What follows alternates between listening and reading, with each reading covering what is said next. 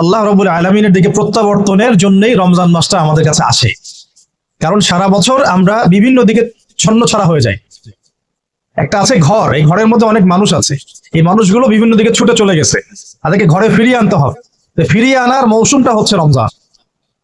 এটা না খেয়ে থাকার মৌসুম না, পানি পান না করার মৌসুম না, এটা স্ত্রী সহবাস করবো না এটার জন্য রমজান নয়। এটা আমাদের একটা রেগুলেশনস, রুলস, আল্লাহর পক্ষ থেকে দেয়া একটা রেগুলেশনস। এটা কিন্তু মূল উদ্দেশ্য না। আল্লাহ পাক কিন্তু এই উদ্দেশ্যে রমজান নাজিল করেন নাই বা আমাদেরকে দেন নাই যে আমরা শুধু খাবো না আর পান করবো না, স্ত্রী সহবাস করবো।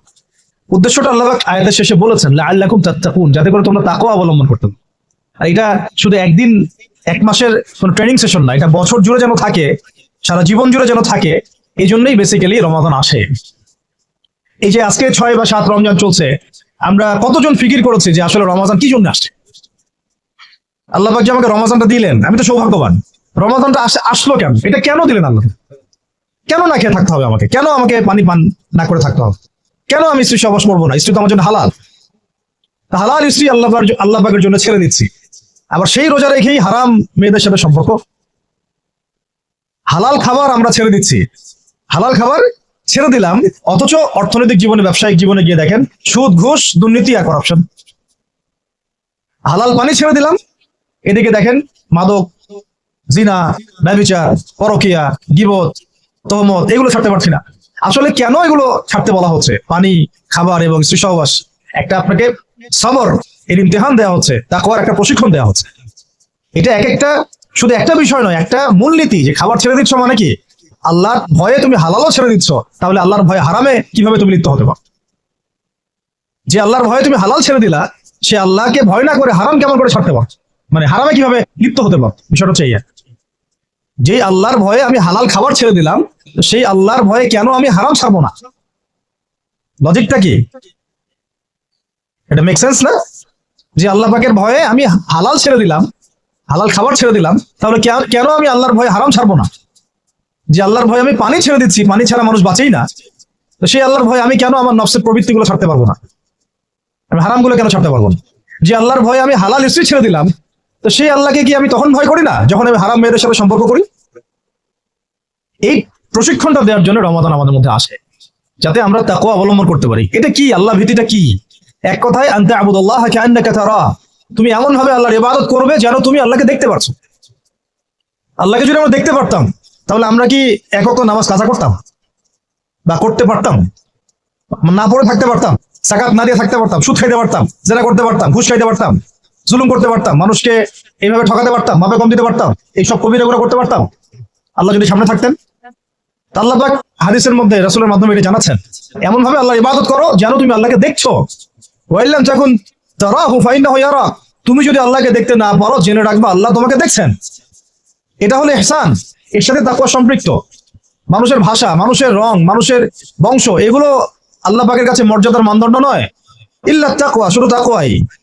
ইন্না আকরামাকুম ইনদাল্লাহি আতকাকুম, তোমাদের মধ্যে সবচেয়ে আকরাম ব্যক্তি আল্লাহর কাছে সেই যে ব্যক্তি আল্লাহ পাকের কাছে অনেক বেশি মুত্তাকি, পরহেজগার। এবং এটা বাহ্যিক ভাবে লেবাস, পোশাক, দাড়ি টুপি দিয়ে বোঝা যায় না। এটা থাকে তাকওয়া হা হুনা, কলিজার মধ্যে থাকে। আমার দাড়ি টুপি, জুব্বা, পাগড়ি দেখে আপনি বলতে পারবেন না যে আমি খুব মুত্তাকি মানুষ। এটা বলার কোনো সুযোগই নাই।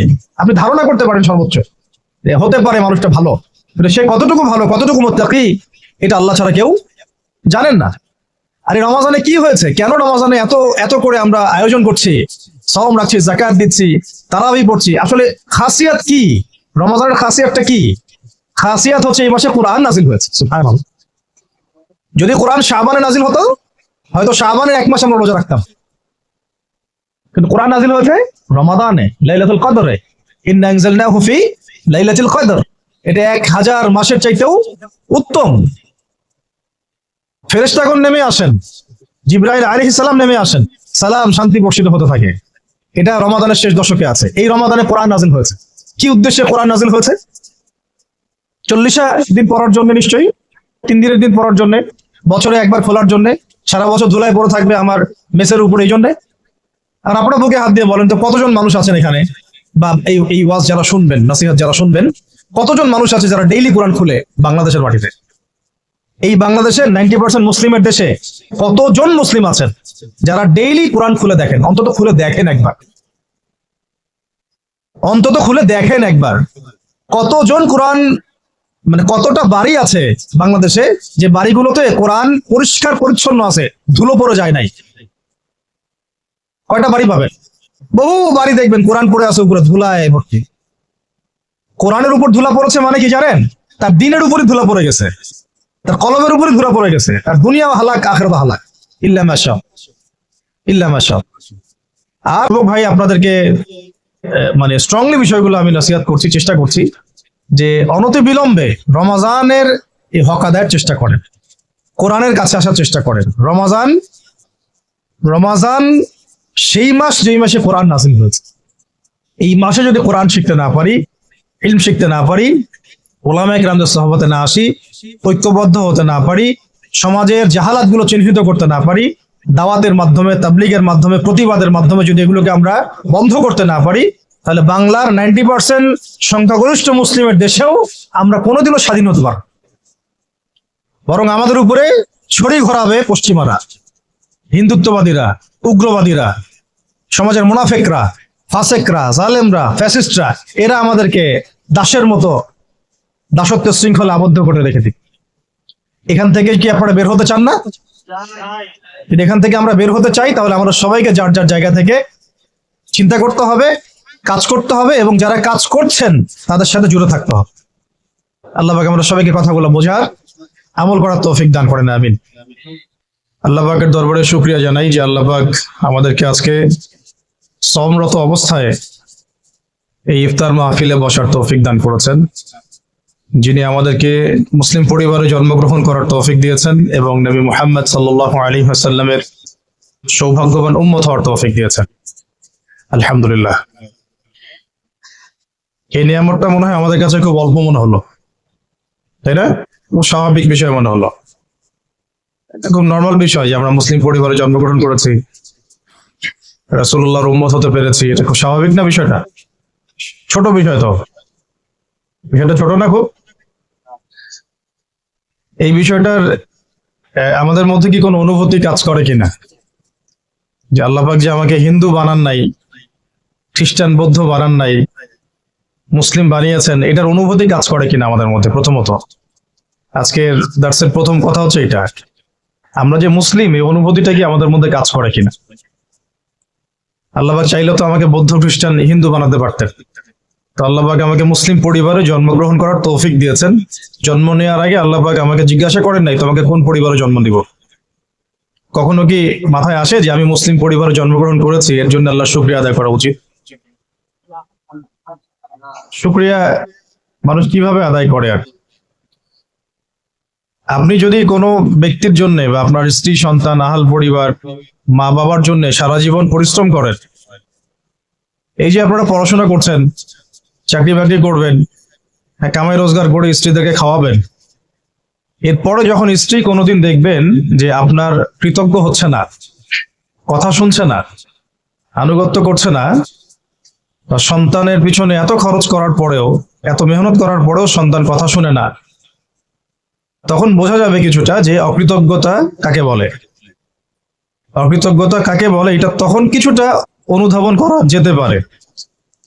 যে স্ত্রীর জন্য, যে পিতামাতা সন্তান সন্ততির জন্য আমরা এত পড়াশোনা করলাম, মেসে থাকলাম, ডাল ভাত খেয়ে থাকলাম, ঘুম ত্যাগ করলাম, বহু টাকা পয়সা খরচ করলাম, তারপরে একটা চাকরি খুঁজতে গিয়ে জুতা ক্ষয় করে ফেললাম, বসের গালি খেলাম, 9টা-5টা অফিস করলাম, এমন কোনো পরিশ্রম নাই যেটা করলাম না।